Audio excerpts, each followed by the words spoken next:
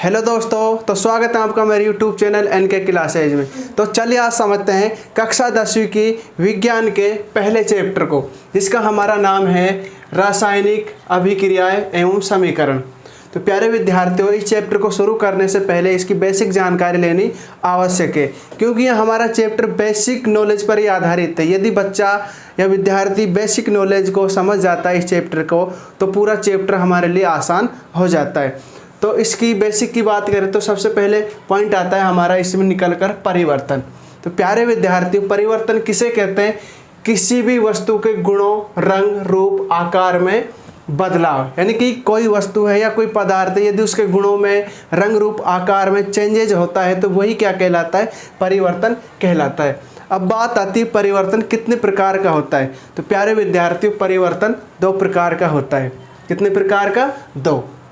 एक तो होता है भौतिक परिवर्तन और एक रासायनिक परिवर्तन। तो प्यारे विद्यार्थियों, भौतिक परिवर्तन क्या होता है? बात चलती है तो भौतिक और रासायनिक दोनों में डिफरेंस क्या है, तो चलिए समझते हैं। भौतिक परिवर्तन किसी पदार्थ या वस्तु के गुणों में अल्प समय के लिए परिवर्तन तथा इसमें कोई नया पदार्थ नहीं बनता। तो प्यारे विद्यार्थियों, हम बात कर रहे हैं भौतिक परिवर्तन की, यानी कि फिजिकल चेंजेज की। कोई वस्तु है या कोई पदार्थ है, ठीक है, तो उसके गुणों में थोड़े समय के लिए, अल्प का मतलब क्या होता है? थोड़े समय के लिए, थोड़े समय के लिए परिवर्तन, और इसमें कोई नया पदार्थ नहीं बनता है, वही क्या कहलाता है? भौतिक परिवर्तन कहलाता है। और ये कैसा परिवर्तन है? अस्थायी परिवर्तन है। इसमें कोई नया पदार्थ नहीं बनता। यदि नया पदार्थ बनता तो वो कैसा होता? स्थायी परिवर्तन होता है। अब देखते हैं इसमें उदाहरण, जैसे जल से बर्फ का बनना, बर्फ का बनना, या बर्फ का पिघलना, बर्फ का पिघलना, बल्ब का जलना, बल्ब का जलना, धातुओं का गर्म होना,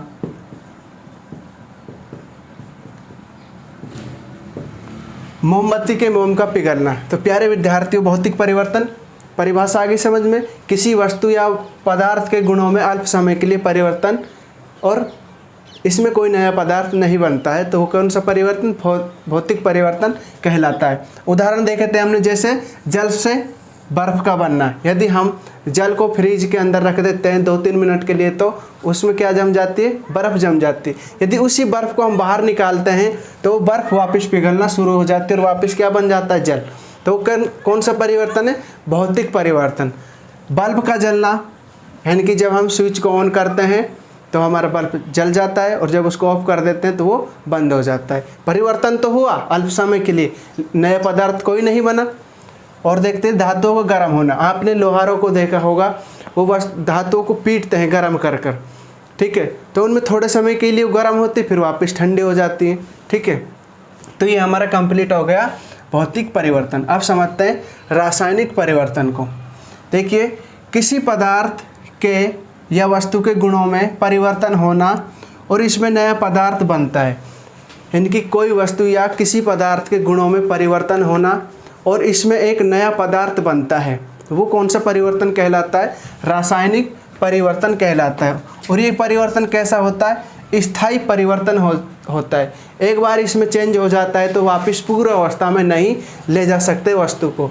जैसे दूध से दही का बनना, दूध से दही का बनना। जैसे दूध था हमारा, हमने उसमें कुछ मिलाया खट्टा पदार्थ, तो वो क्या है? दही के रूप में परिवर्तित हो जाता है। तो दूध से दही का बनना क्या है? रासायनिक परिवर्तन। अब दही से हम वापस दूध नहीं बना सकते। और देखिए, कच्चे फलों का पकना, कच्चे फलों का पकना। और क्या है? सब्जियों का पकना, सब्जियों का पकना, ठीक है। तो ये हमारे कुछ उदाहरण हैं रासायनिक परिवर्तन के, कि किसी पदार्थ या वस्तु के गुणों में परिवर्तन होना और इसमें एक नया पदार्थ बनता है। कौन सा परिवर्तन कहलाता है? रासायनिक परिवर्तन कहलाता है। जैसे दूध से दही का बनना, कच्चे फलों का पकना, सब्जियों का पकना आदि इसके उदाहरण हैं। अब चलिए समझते हैं रासायनिक अभिक्रियाएं। तो प्यारे विद्यार्थियों, हमारे पास दो शब्द हैं, एक तो रासायनिक अभिक्रिया, एक रासायनिक समीकरण। बहुत कम अंतर है इन दोनों में, जिसको आसानी से हम समझेंगे। देखिए, रासायनिक अभिक्रिया, जब अभिकारक क्रिया करके एक नए उत्पाद का निर्माण करते हैं तो वो क्या कहलाता है? रासायनिक अभिक्रिया कहलाती है। यानी कि कोई अभिकारक है, वो क्रिया करके क्या बनाएगा? एक नए उत्पाद का निर्माण कर देगा, तो वही क्या है? रासायनिक अभिक्रिया कहलाती है। जैसे हमारे पास अभिकारक कौन कौन है? Oxygen, hydrogen. इन दोनों ने क्या करी? क्रिया करी और एक नए उत्पाद का निर्माण कर दिया, जल। तो यही क्या है? यही हमारी रासायनिक अभिक्रिया है। अब देखिए रासायनिक समीकरण। रासायनिक समीकरण किसी रासायनिक अभिक्रिया के अभिकारकों तथा उत्पादों को उनके प्रतीकों तथा अणुओं के द्वारा लिखना क्या कहलाता है? रासायनिक समीकरण कहलाता है। अब देखिए इसको समझते हैं। हमारे पास क्या था? अभिकारक के रूप में हाइड्रोजन और ऑक्सीजन था, और उत्पाद क्या बना रहा था? ये मिलकर जल बना रहे थे दोनों। ठीक है, तो ये हाइड्रोजन प्लस ऑक्सीजन, तीर के निशान है हमारे, इसके आगे क्या है? जल। यानी कि उत्पाद क्या हमारा? जल है। तो ये पूरी क्या है? रासायनिक समीकरण है, सॉरी रासायनिक अभिक्रिया है। लेकिन जैसे ही हमने इनके अभिकारकों व उत्पादों को उनके प्रतीकों और अणुओं के द्वारा लिखा तो वो क्या कहलाई? रासायनिक समीकरण। जैसे देखिए, हाइड्रोजन का प्रतीक क्या है?